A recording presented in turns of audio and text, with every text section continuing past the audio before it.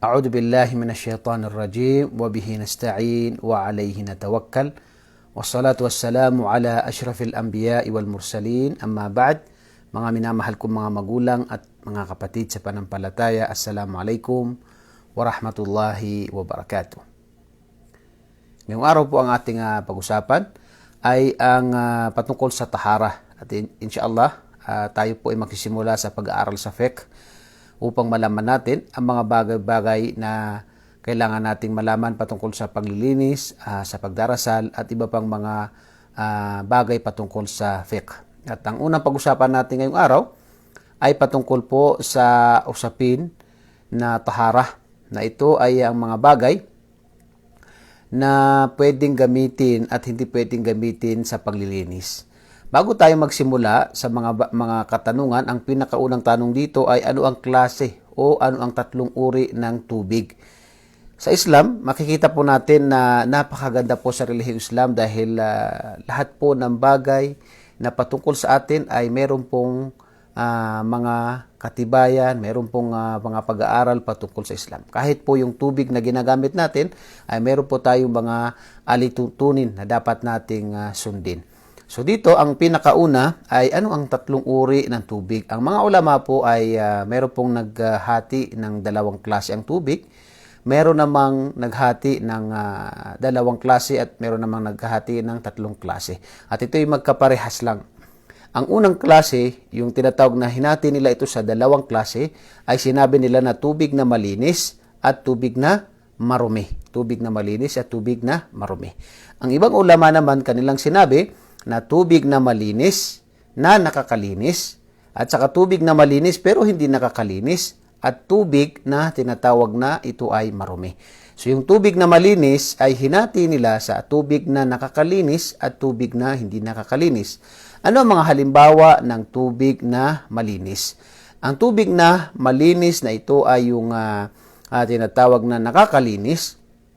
Tubig na malinis na hindi nakakalinis ay yan yung hindi na bago ang kanyang anyo. Tubig na malinis na hindi na bago ang kanyang anyo. Halimbawa, ang tubig ng ulan, ang tubig ng ilog, ang tubig ng tinatawag natin na yung mga balon, at iba pang mga tubig na ito ay nanatili sa kanyang anyo, hindi na bago. Ito ay malinis na tubig at pwedeng gawin sa paglilinis. Kailangan kasi natin malaman ang mga klase ng tubig dahil ito ginagamit natin sa ating paglilinis sa pamamagitan ng hudu, sa paliligo at iba pang paglilinis sa mga bagay-bagay. So dito, ang unang klase ng tubig ay tubig na malinis na ito ay nakakalinis. So yan po yung mga tubig na nanatili sila sa kanilang anyo na hindi po nabago, hindi po sila nabago. Ano ba yung mga bagay na nakakabago para mawala yung kanyang pagka sa original na anyo, yung kanyang tinatawag na natili sa yung anyo talaga niya. So meron pong tatlo na sinabi ng ating mga ulama na kapag ang tubig ay nabago ang tatlo na ito, ay mababago yung rulings ng tubig na ito. Ibig sabihin, ang tubig, halimbawa, itong tubig na ito. Ang tubig na ito malinis, may laman. Pero kapag ang tubig na ito ay nabago ang kanyang anyo sa tatlong bagay na ito, ay mawawala yung kanyang pagiging tubig na malinis na pwedeng gamitin sa paglilinis. At kabilang dito, yung tinatawag na yung amoy. Una, yung amoy. Kapag nabago yung amoy niya, yung iba na yung amoy niya, halimbawa may nahalo dito sa tubig na ito, may nahalo at nag-iba yung amoy niya, na buong-buo yung amoy niya na iba, ay hindi na siya pwedeng gamitin na paglinis. Pangalawa, yung kulay. Yung kulay niya. Halimbawa, yung juice, yung shahi, yung tea, yung kape. Yung tubig ito, pero nilagyan mo siya ng juice, nilagyan mo siya ng kape. So, nawala na yung tinatawag niya original niya. So, yun ang mga bagay, pangalawang bagay na makakasira o magiging yung tubig na hindi na siya matawag na tubig. Pangatlo ay yung lasa. Tulad ng sinabi natin, yung juice, yung kape, kapag nahalo dito at nabago niya mismo yung lasa niya, ay hindi na siya tatawagin na tubig na tahur o yung tubig na nakakalinis. Pero ang tubig na yon ay sinabi ng ating mga ulama na malinis pa rin siya dahil pwedeng inumin. tulad ng kape, tulad ng juice, ng tea. So yung tubig na yun, hindi na tinatawag na tubig. Kahit na mas marami yung tubig. Di ba, pag magtimpla tayo ng iced tea, halimbawa, so tayo ay merong 1 liter na lagyan natin ng iced tea. Tapos haluin natin, yung lasa at saka yung kulay, pati ang amoy minsan ay iba. So kaya hindi na siya yung original niya, nabago na siya. So meron tayong 3 klase na nababago niya yung tubig sa ibang pangalan. Nababago na yung originated ng tubig. Okay? So ano ito? Una, yung lasa niya, yung amoy niya, at saka yung kulay niya. Kulay, lasa, at saka yung amoy. So kapag nabago yan sa tubig, at nabago siya na marami, yung niya, nabago talaga siya, hindi yung kakaunti, ay tinatawag na hindi siya pwedeng gamitin sa paglilinis. Hindi na siya pwedeng gamitin sa paglilinis.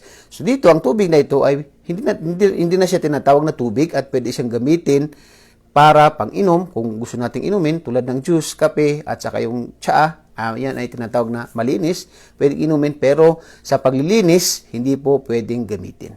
Okay, so malinaw po ang bagay na yan, na sa ibang aya, ito po yung sinabi ng Allah subhanahu wa ta'ala sa banal na Quran, na katibayan, ang tubig na nanatili sa kanyang anyo, ito po ay malinis. Sinabi ng Allah, wa anzalna minas sama'i ma'an tahura, at ibinaba namin mula sa langit ang tubig. Ito yung ulan, ito yung mga naglabas din sa lupa na mga tubig na likas na hindi na bago yung kanyang anyo, na ito ay tinatawag na ma'an tahura. Ibig sabihin na tahur ay yung tubig na malinis at nakakalinis. Tubig na malinis at nakakalinis. Yan yung hindi na bago yung kanyang anyo. Tulad ng sinabi natin, yung tubig na ulan, tubig ng ilog, at pati yung tinatawag na yung mga balon at iba pang mga tubig natin na ito ay likas at nanatili sa kanyang anyo. So yan ang tubig na pwede natin gamitin. Ang tubig naman na pangalawang klase ay yung tubig na marumi. Ang sinasabi natin na tubig na marumi ay yung tubig na malinis na nahaluan siya ng marumi at nabago yung 3 anyo na yun. Kapag nabago yung 3 anyo na yun ng maruming bagay halimbawa, ihi ng aso o ihi ng kahit yung ihi ng tao, yung maruming bagay, kapag ito ay nahaluan niya yung tinatawag na tubig na malinis at nabago niya yung 3. Ano yung 3? Yung tinatawag na lasa niya, yung kulay niya, at saka yung amoy niya. Kapag nabago ito, marami siya, nabuot na bago talaga yung tubig na yon, ay tinatawag siya na marumi na tubig. Okay? Marumi na tubig. So, yun ang pinakauna na dapat natin malaman. 2 klase ang tubig. Ang una ay yung malinis na tubig na ito ay nakakalinis. Ito yung hindi na bago ang kanyang anyo. Yung likas na tubig na yun, hindi na bago. At yung tubig naman na marumi ay yung tubig na malinis na nahaluan siya ng tinatawag na maruming bagay, na ito ay tinatawag na nabago ang kanyang 3 klase. Yung kanyang kulay, yung kanyang amoy, at saka yung kanyang tinatawag na lasa. So kapag nabago yan ng maruming bagay at nabago yung tubig na yon, ay tinatawag na magiging marumi ang bagay na yon na hindi pwedeng gamitin sa paglilinis. Okay, meron tayong mga pangalawang bagay na dapat natin malaman ay ano ba yung rulings, ano ba yung hatol sa paglilinis sa dagat? Pwede bang gamitin ang dagat bilang paglilinis? Ang mga sahaba ay tinanong nila ang propeta sallallahu alaihi wasallam, na isang sahaba tinanong niya, "Qala ya Rasulullah, inna narkabul bahar." Kami ay sinabi niya na naglalakbay sa dagat at kumukuha kami ng kakaunting tubig. "Wa nahmilu ma'ana al-qalilu min al-ma'. Fa in tawadda'na bihi atishna." At kapag ang ginamit namin sa aming paghuhudo palagi ay yung tubig na yun, ay wala kami maiinom dahil sila ay nasa dagat. Sinabi ng tao na yun na kami ba ay magsasagawa ng hudu sa dagat? Sinabi ng propeta sallallahu alaihi wasallam, "Huwat tahuru ma'uhu." Sabi ng propeta sallallahu alaihi wasallam, yan ay malinis ang tubig niya. Ibig sabihin ay pwedeng gamitin sa paglilinis ang dagat sa udu.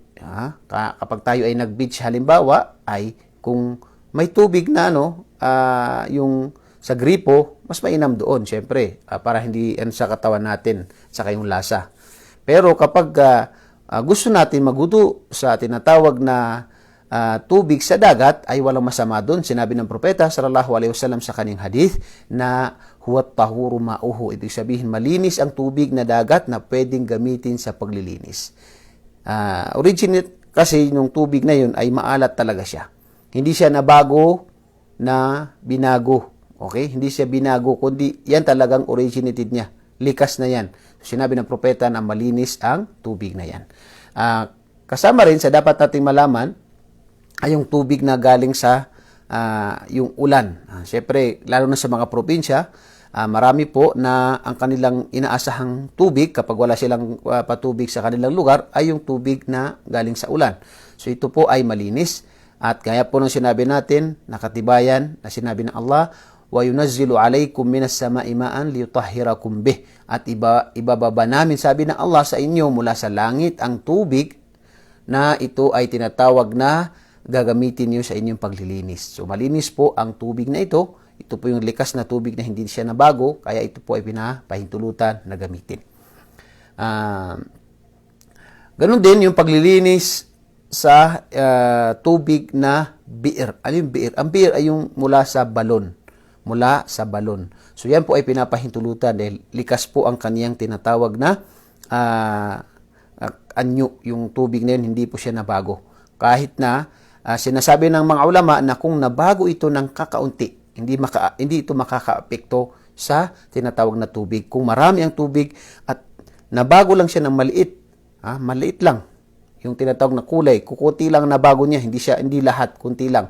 Yan ay tinatawag na hindi makakaapekto sa tubig na yun. Kaya ang tubig na mula sa balon, o kaya yung tubig na, minsan sa mga ibang probinsya, may mga maliliit na tubig, o kaya galing sa gubat, yan, ay mga malilinis na mga tubig yan, kahit na minsan ay dumadaan sa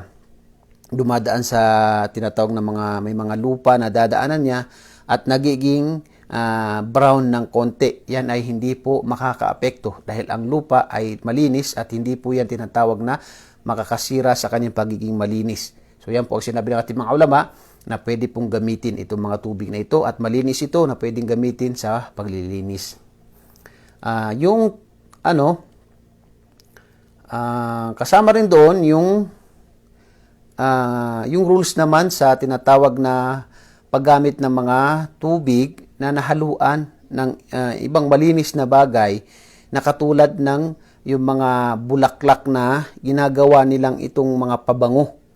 So 'di ba may tubig ganito, hahaluan nila ito ng yung pabango na yon na galing sa bulaklak o yung za'faran o anumang mga galing sa mga halaman na tinatawag na naipon nila dito at ihalo nila sa tubig at nabago yung tubig na yun. Yung tubig na yun ay nabago yung kulay niya, nabago yung lasa niya, at nabago yung tinatawag na amoy niya. So dito, ang sinabi ng mga ulama, kapag ito ay nabago yung tatlo na ito, yung tatlo, kahit na ito ay mula sa mga bulaklak, kahit sa tinatawag na yung tinatawag na mga za'faran o anumang mga dahon, kapag ito ay nabago, yung tatlo na yan ay sinasabi ng ating mga ulama na ito ay tinatawag na hindi pwedeng gamitin sa paglilinis. Kaya nga, nakikita natin na pag tayo ay bumili, lalo na yung mga taga-Taif, dito sa Taif, marami pong mga rito na nagbebenta sila ng mga yung mga galing sa flowers na pabango. So yan ay may halong tubig na sinasabi ng mga gumagawa. So para so ginagamit na pabango. So hindi siya pwedeng gamitin sa pagsasagawa ng hudu. At ganoon din yung za'faran at iba pang mga bulaklak, saka yung mga dahon na ginagamit ito ng mga tao, mga pabango, anuman, kapag ito ay hinalo sa isang tubig at nabago yung tatlo na ito, amoy, lasa, at saka yung kulay, ay hindi pwedeng gamitin. Maliban lamang dun sa nabanggit natin kanina, yung lupa. Kapag nabago yung lupa, yan ay hindi makakaapekto. Dahil sinabi ng mga ulama, ang lupa ay ginagamit din sa paglilinis, kapag tayammum. At ang lupa na ito ay malinis at ginagamit sa paglilinis. Kaya sinabi rin sa hadith ni Propeta sallallahu alaihi wasallam na ang lupa ay malinis. So dito, ang lupa kapag nabago niya yung tubig, naging brown, ay pwedeng gamitin kahit na yung kakaunti na pagka-brown niya, makikita natin sa ibang mga lugar yan, pwede po itong gamitin sa tinatawag na paglilinis at wudu o paligo.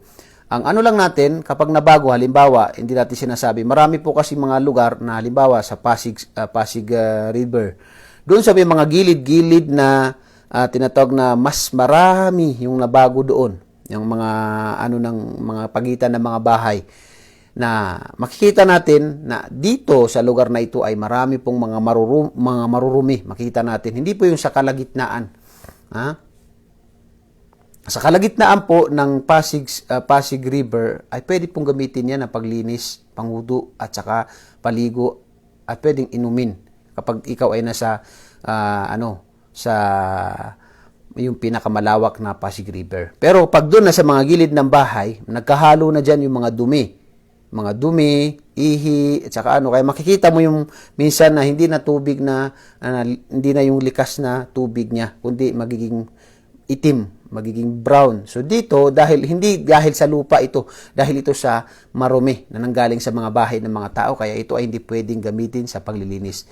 Ito ay hindi pwedeng gamitin sa paglilinis. Pero ang ilog, kapag may ilog, tapos naging brown yung tubig na ito, dahil sa tubig, ay sinabi natin mga ulama, ito ay pwedeng gamitin. Yun ang pagkakaiba. Okay? Ganon din na, pwede bang gamitin ang tubig na nagamit? Sa mga ulama, sinabi nila na pwede pong gamitin ang tubig na nagamit sa hudu. Halimbawa, ang isang tao, nagsagawa siya ng hudu, at yung mga natirang tubig niya ay nandoon sa isang balde o isang palanggana, yan ay tinatawag na pwedeng gamitin. Yan ay pwedeng gamitin kung gusto natin na gamitin. Wala pong masama doon. Yan ay ang originated niya, kung hindi nabago yung tatlo na ito, at saka kung nabago ito ng kakaunti lang, yung tatlo na ito, nabago siya pero kakaunti. At usually, hindi siya nababago. Hindi siya nababago kasi tayo ay nagsagawa ng hudu lamang doon. At ito ay pwedeng gamitin sa paglilinis kung gusto natin gamitin. Hindi ito obligado na tinatawag na gamitin. Pero kung gagamitin natin, ay pwede pong gamitin ang ginamit ng tao na tubig. Okay? Lalo na yung mga walang tubig, sa mga lugar na wala silang mga tubig doon. So magsagawa sila ng wudu. Kung may mga natira doon na pwedeng gamitin, pwede po itong gamitin. Yan po ang fatwa ng ating mga ulama sa bagay na yan. Kasama rin doon pang pito ay ang tubig na nahaluan ng malinis na bagay, pero hindi siya kakaunti lamang yung kanina bago. Dalawang klase ito eh. Ang tubig na malinis na tubig, at nahaluan siya ng malinis na bagay, pero kakaunti lamang ang nabago. O hindi siya nakaapekto doon. Yung amoy niya, yung lasa niya, yung kulay niya, hindi. Kakaunti lang. Halimbawa, isang balde o palanggana ng tubig, nahaluan ng konting sabon, nahaluan ng konting downy, nahaluan ng konting shampoo. So kahit na may kulay na kakaunti o kaya may tinatawag na amoy na kakaunti tulad ng downy, malakas ang downy, pero nahaluan niya yung balde o palanggana ng kakaunti, ay hindi po makakaapekto yan. Hindi po makakaapekto yan. Pero kung ang balde o palanggana nabuhos doon ay 1 litro ng downy, at yung amoy niya ay halata mo na parang hindi na siya matawag na tubig. Halos downy na lahat. Pag inamoy mo, amoy downy na lahat. Hindi kakaunti lamang. Yan ay tinatawag na hindi na pwedeng gamitin sa paglilinis dahil malaki ang kanyang nabago doon sa tubig. Actually, pag sinabi ng mga ulama, na kapag nakita mo ang tubig na yon na hindi na siya yung likas niya, yung originated ng tubig na yon, ay hindi mo na siya pwedeng gamitin. Katulad ng sabon, kapag nahaluan ng maraming sabon, so ngayon, pag ginanon mo siya, halos sabon lahat, hindi na siya matatawag na tubig. Ganun din sa downy.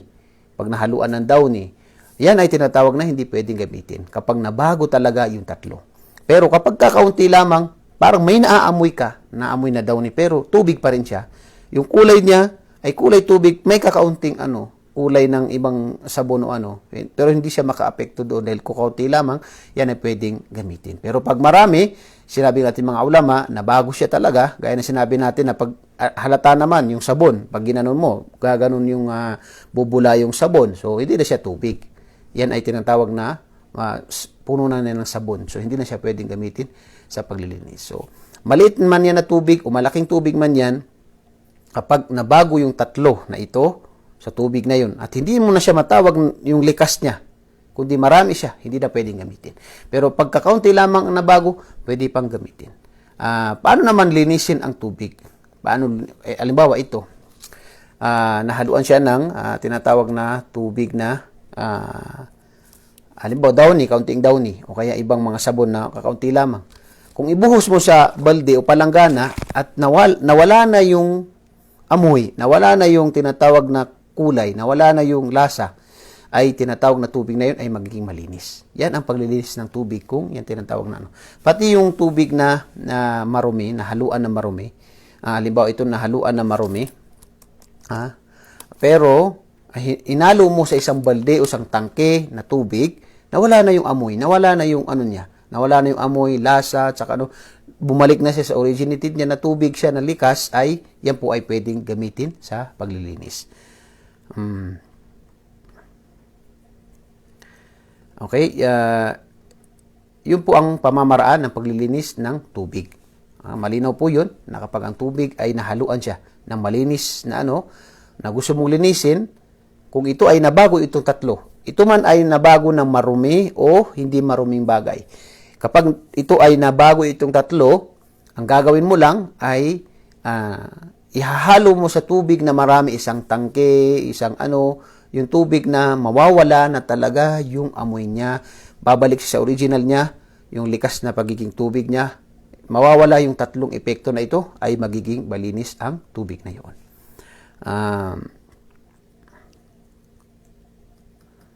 Kasama rin doon ay yung rules ng paggamit ng tubig na ito ay pinainit o yung mainit dahil sa araw. Ang ibang mga ulama kanilang sinabi na makruh o hindi ka nais-nais. Pero walang sapat na katibayan ito. Ito ay ijtihad ng mga ulama dahil siyempre sabi nila mainit. Paano ka magsasagawa ng mabuting wudu, kumpletong wudu dahil mainit ito. Pero ang mga ulama, ibang mga ulama kanilang sinabi na ito ay malinis na natili pa rin sa kanyang kalinisan kahit na ito ay pinainit, pinakulo sa tubig o tinatawag na dahil sa araw. Dahil dito ay hindi na bago yung kanyang tinatawag na pagiging likas na tubig. Hindi na bago yung kanyang tatlo na klase na tubig na ito. Hindi na bago yung amoy, hindi na bago yung lasa, at saka hindi na bago yung tinatawag na kulay niya. So dito, mananatili pa rin ang tubig na malinis. Pero sabi ng ibang mga ulama, ito ay makruh na gamitin dahil hindi ka makapagsasagawa ng kumpletong paghuhudo dahil mainit ang tubig na ito. Ganun din na kapag ano yung rules na sa tubig na yung isang tao, siya ay natulog. Pagkagising niya ay imbis na hugasan niya ang kanyang kamay, bago niya ipasok ang tubig niya doon sa balde o palanggana, ay hindi. Diniretso niya ang kanyang kamay doon at nagsagawa siya ng hudu. So yan ay ipinagbawal ng propeta sallallahu alaihi wasallam na sabi niya na kapag nagising ang isang tao ay sunna na linisin ang kanyang kamay bago niya ipasok ang kanyang kamay doon sa lalagyan ng tubig. Dahil sinabi ng propeta, fa in ahadukum la yadri ayna batat yaduhu, dahil hindi alam ng tao kung saan napunta ang kanyang kamay nung siya ay natutulog. So dito, ang sabi ng mga ulama, sunna na ito ay hugasan bago natin ipasok yung kamay natin doon sa lalagyan ng tubig. Ngayon, kung ang tao ay diretso lang ipinasok doon, ano yung rules ng tubig na yun? Ang sabi ng mga ulama, hindi yan makaapekto, lalong-lalo na kung marami ang tubig, hindi yan makakaapekto. Ang tubig ay mananatili pa rin na ito ay malinis. Kahit na may isang tao na hindi siya agad naglinis, diretso na yung kamay niya doon. Kung yan ay nanatili pa rin sa kanyang likas na pagiging tubig, walang nabago sa tatlo, ay yan ay tinatawag na malinis pa rin ang tubig na yun. Ganun din, ang rules naman sa pagsasagawa, ang paggamit ng hudu sa tubig na zamzam. Paggamit ng hudu na gamit ang tinatawag na tubig na Zamzam. Ayon sa mga riwaya, ang propeta sallallahu alaihi wasallam ay nagsagawa siya ng wudu sa pamagitan ng tubig na Zamzam. Wala tayong problema sa pagsasagawa ng wudu na gamit natin ang tubig na Zamzam dahil gamot po ang Zamzam. Pero ang sinabi ng mga ulama ay may nagsabi na hindi pwede na gamitin sa paglilinis ng masilang bahagi ng katawan o ipaligo bilang paglilinis sa katawan o yung paglilinis sa ng tao, sa dumi ng tao, ang tinatawag na tubig na Zamzam. Yan ay sinabi ng mga ibang ulama. Ang ibang mga ulama naman sinabi nila na ito ay makruh. Ito ay makruh, hindi ka nais-nais. Pero ayon sa mga ulama, kapag pagsasagawa ka ng wudu, wala problema doon. Ngunit ang paglilinis sa masilang bahagi ng katawan o kaya sinabi natin na pagliligo dahil tayo ay marumi, gusto natin gamitin kung walang tubig. Kung walang tubig ay pwedeng gamitin. Pero kung may tubig na iba, maliban sa Zamzam, na mayroong mga ibang tubig, ay sinabi ng ating mga ulama na ito ay tinatawag na makruh. Kung may tubig na iba, may tubig tayo na iba, pwede natin gamitin sa paglilinis sa masilang bahagi ng katawan o paglilinis sa mga marumi sa atin. Pwede pong gamitin yan kapag walang tubig. Walang tubig. Pero pag may ibang tubig, yan po ay sinabi natin mga ulama na makruh. Dahil ang tubig na Zamzam ay ito po ay gamot. Yan ang pananaw po ng ating mga ulama. Okay, ano naman ang rules kapag mayroong dumating ka sa isang lugar, nag-aalilangan ka, itong balde na tubig na ito o palanggana, malinis ba o hindi? Sinabi ng mga ulama na ang original o originated ng bagay na yan ay malinis. Dahil wala tayong sapat na dahilan na sabihin natin na ito ay marumi. So ito ay malinis. Originated niya ay malinis, kaya gagamitin natin itong tubig na ito. Pero, halimbawa, ang tubig na ito ay tinatawag na marumi. Tubig na nahaluan ng tinatawag na, halimbawa, namatay na mga kalapati, nangamoy. Okay, nasira yung ng tubig, hindi pwedeng gamitin sa paglilinis. Ngayon, pumunta ka sa lugar na yon ng ikaw ay 1 linggo, 2 linggo, 1 buwan. Nakita mo yung balde o palanggana na yon. Ang originated na yon, ang asal ng tubig na yon ay alam mo na yun ay najis. Yun ay marumi. Nag-aalilangan ka, ito ba ay nalinis o hindi? So ang sinabi ng mga ulama ay ang asal niya ay yung dati. Ano yung dati niya? Na marumi siya. Dahil alam mo na marumi siya, so nag-aalilangan ka ngayon, ito ba ay nalinis o hindi? So ang asal niya ay marumi siya. Pero kung ang tubig na yon ay malinis, nag-aalilangan ka, malinis ang tubig na yun, nag-aalilangan ka, ito ba ay malinis o ito ba ay maaaring nalagyan ng bagay na marumi?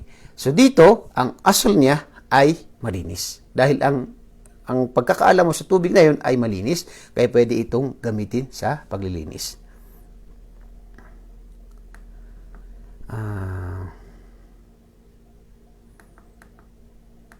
Okay, dito naman ang sabi ng mga ulama, ang rules na kapag ang tubig ay nalagyan ng mga bagay na ito yung mga halimbawa yung mga bagay na yung mga maliliit na mga hayop po. So dito mga mimala nafsalahu, yung mga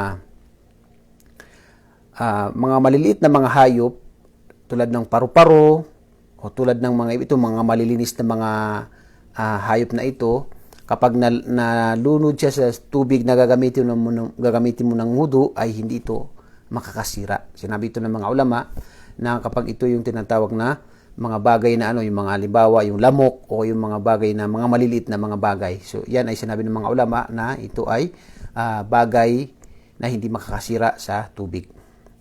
Yung bagay naman, yung tubig naman na ipinaligo ng babae o lalaki ay pwedeng gamitin. Pero ang ibang mga ulama kanilang sinabi na kapag ipinaligo ng isang babae sa obligadong paliligo ay ito ay tinatawag na makruh o hindi ka nais-nais. Yung tubig na ginamit ng babae sa paliligo. Pero ang pinakatama talaga ay ang tubig na ito ay malinis. Ang tubig ay malinis dahil ang propeta sallallahu alaihi wasallam ay naligo kasama niya sa isa sa mga asawa niya na si Maymuna, na ang mga natitira sa pinaligo ni Maymuna ay nagagamit din ng propeta sallallahu alaihi wasallam. Ang pinakahuli ay ano yung rules sa isang tubig na ninakaw. Pwede bang gamitin o hindi? At ano ba yung tinatawag na rules sa tubig na yun? Ang tubig na ninakaw, halimbawa, pwedeng magnakaw ang tao ng tubig na gawin niyang paglinis. So ito yung mangyayari. Sinabi ng mga ulama na ang gawain na ito, yung pagnanakaw ay haram. Pero kung maglinis ang tao galing sa nakaw na tubig, ito ay tanggap ang kanyang paglilinis. Tanggap ang kanyang paglilinis. Pero ang pinagbabawal dito ay yung tinatawag na pagnanakaw. Yun ang pagnanakaw dahil ito ay ipinagbabawal sa relihiyong Islam. So ito po yung mga bagay na kaya nating naipaliwanag. Panghuli din ay yung tinatawag na tubig. Pinagbawal po ng propeta sallallahu alaihi wasallam na umihi sa tubig na yung tinatawag na hindi siya umaahos. Hindi siya tulad ng ilog na ito, minsan may mga umaahos yan. Pero yung tubig na, halimbawa sa swimming pool. Sa swimming pool, kapag umihi dyan ng tao, yan ay pinagbawal ng propeta sallallahu alaihi wasallam dahil itong tubig nito ay hindi siya umaahos. So ang tubig na maaring makaapekto sa kanya o makaapekto sa ibang mga tao, syempre yung tubig na ito, halimbawa mayroong ilog, tapos umihi dito ang tao, ang ibang mga tao doon ay naghihintay na kumukuha ng tubig doon sa ilog na yon, ay maaaring maigib nila ang ihi ng tao. So bakit ang tao doon pa siya iihi sa tinatawag na ilog na yon? So ang Islam ay dapat tayo ay pinag-utusan na maging malinis. An-nadhafatu syatrul iman. Ang kalinisan ay kalahati ng pananampalataya. Kaya narapat na hindi ginagawa ng isang Muslim, lalo na sa may mga malapit sa mga ilog, sa mga malapit na mga tubig, huwag ilagay doon yung mga basura, huwag ilagay doon yung mga tinatawag na lalo na yung mga tubo ng ihi o dumi, dahil ito ay nakakaapekto sa ibang mga tao na gumagamit sa tubig na yun. Although sinasabi natin na kapag malawak ang tubig ay hindi siya makaapekto kahit may ihi o dumi o hindi siya makaapekto dahil marami yung tubig. Pero ito ay nakakasira maaring ito ay makasira sa kalusugan ng ibang mga tao na maaring doon napupunta sa kanila yung dumi ng ibang mga tao. So ito ay hindi po kalugod-lugod na ginagawa ng ibang mga tao na sila yung nagiging dahilan ng pagkarumi ng kapaligiran. So ang tubig na kung sakali man mangyari, halimbawa ang swimming pool na ito ay malawak, kung may umihi dyan na bata o kaya o may umihi dyan, ito ay hindi niya maapektuhan dahil napakalawak ng swimming pool. Pero ito ay hindi magandang gawain. Hindi po ipinagbabawal po ito sa Islam dahil ito ay isa sa dahilan ng pagiging marumi ng bagay na yon. Kahit nasabihin natin na malawak ito, hindi siya makaapekto, hindi pa rin siya sinasabi na pinapahitulutan sa Islam dahil ito ay tinatawag Pero kung nangyari man na malagay ito, halimbawa may umihi doon o kaya malagyan ito ng maruming mga bagay, kapag malawak ito tulad ng ilog, tulad ng ibang mga hindi ito makaapekto. Magiging malinis pa rin yan kung hindi mabago yung tatlo. At imposible na mabago niya. Halimbawa ng ilog, may umihi sa gilid, hindi niya mababago yun. Yung kulay, amoy, at saka Yung nga lang ang problema, yung malapit doon. Kung may katabi ka na naguhudo, napupunta doon yung ihi o nag-iigip. So hindi po maganda yan sa gawain ng tao dahil ito ay nakakaapekto sa kalusugan dahil maaring maigib nila yung ihi ng tao. Subhanallah. So yan po ay pinagbabawal sa relihiyong Islam. Sinabi ng propeta sallallahu alaihi wasallam, al-muslimu man salima al-muslimina min yadihi wa lisani. Ang tunay na Muslim ay yung hindi yung payapa ang mga tao mula sa kanyang gawain at sa kanyang salita. So yan ang tunay na Muslim. So dapat pangalagaan natin bilang isang Muslim ang ating mga gawain na hindi tayo makagawa ng masama sa ibang mga tao. At kasama yan, yung paggawa ng masama, pagtapon ng basura sa kapitbahay, ilalagay yung mga tubo ng tubig sa gilid ng mga ilog. Yung mga tao na gumagamit ng tubig na yun, ay naaapektuhan sila.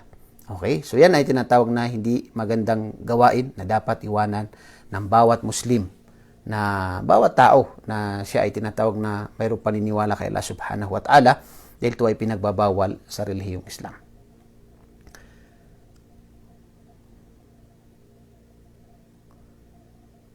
Okay, so alhamdulillah, ito po yung tapos na po yung natin patungkol sa mga klase ng tubig.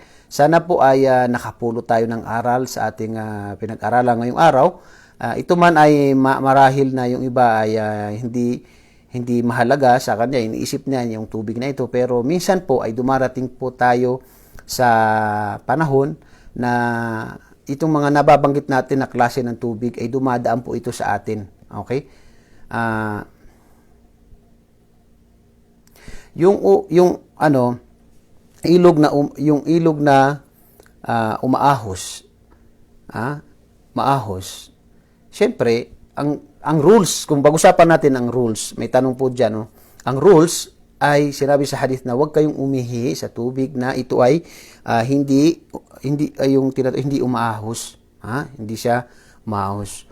So, ang sinabi ng ibang ulama na kung umihi man sa bakit ipinagbawal ito? At yung umaahos sa hindi ipinagbawal. Makikita natin, yun ay dahil yun ang karamihan na kapag nahalo yung ihi doon sa tinatawag na tubig na hindi umaagos, ay tinatawag na may malaki ang posibilidad na ito ay mabago at masira niyang tubig. Pero yung tubig na umaagos dahil marami ito, ay kahit may umihi dyan, ay tinatawag na hindi niya masisira yung tubig, hindi maka-apekto yung tubig doon. Pero hindi ibig sabihin na pwede na tayong umihi dyan. Hindi yun ang ibig sabihin. Ang rules doon ay kung, halimbawa, may umihi man doon sa tinatawag na umaagos na tubig na marami siya, ay hindi makaka-apekto sa tubig. Magiging malinis ang tubig dahil marami ang tubig at saka umaagos yun. Kaya lang, kapag umihi tayo, ay maaaring maka-apekto ito. At lalo na yung mga tubo doon sa mga ilog. Ano bang pagkakaiba nun? Yung mga pinagugasan ng pinggan natin, paglilinis natin, doon sa tubo sa ilog, yung ihi o dumi, lahat ng mga dadaanan paano pa kayo may naliligo doon, tapos dito na lang tumama yung dumi ng tao. Kaya, so, hindi natin ang rules doon na hindi mabago yung tubig. Pero ang pinag-usapan dito, yung pagiging yung pagiging mabuti pag-ugali ng isang Muslim. Bakit kung ikaw naliligo, ang isang tao naliligo, biglang may dumaan doon na dumi, ano mafe-feel ng tao? Ang saya-saya din, naligo siya, malamig ang tubig, pero bigla na lang naramdaman niya, mayroong ihi, subhanallah. O kaya mayroong dumi, la hawla wala quwwata illa billah. O kaya iigib ang tao. Tapos, marilis ang tubig, pero may dumaan na ihi, doon ang naigib. Paano yun? So dito, babalik tayo sa tinatawag na adab ng Islam, na ang kalinisan ay obliga sa isang mananampalataya. Inobliga sa isang mananampalataya. Ang kalinisan ay kalahati ng pananampalataya. Kaya narapat na ito ay bigyan natin ng pansin. Pero ang tubig na naiihiyan, ito ay umaagos dahil marami ito, hindi po ito maka-apekto dito. Kaya lang, may mga tao na maaaring maapektuhan sila dahil sa ihi o sa tinatawag na dumi o iba pang mga maruming mga bagay. So yan po ang na mga paliwanag natin patungkol sa tubig. Sana po ay nakapulot tayo ng aral. Kung may mga katanungan po kayo, pwede po kayo mag-comment. Pwede rin po kayong mag-message at inshallah, bibigyan po natin ng linaw ang kaya natin. Ang hindi naman ito ay tatanong natin sa ating mga ulama. Sa lahat po ng bumati sa inyo muli ng Assalamualaikum wa alaikumussalam wa rahmatullahi wa barakatuh. Nawagati pala kayo ng Allah subhanahu wa ta'ala at nawa ay makapagsagawa tayo ng maraming mga pagsamba sa buwan na ito at ito ay tanggapin ng Allah subhanahu wa ta'ala. Assalamualaikum warahmatullahi wabarakatuh.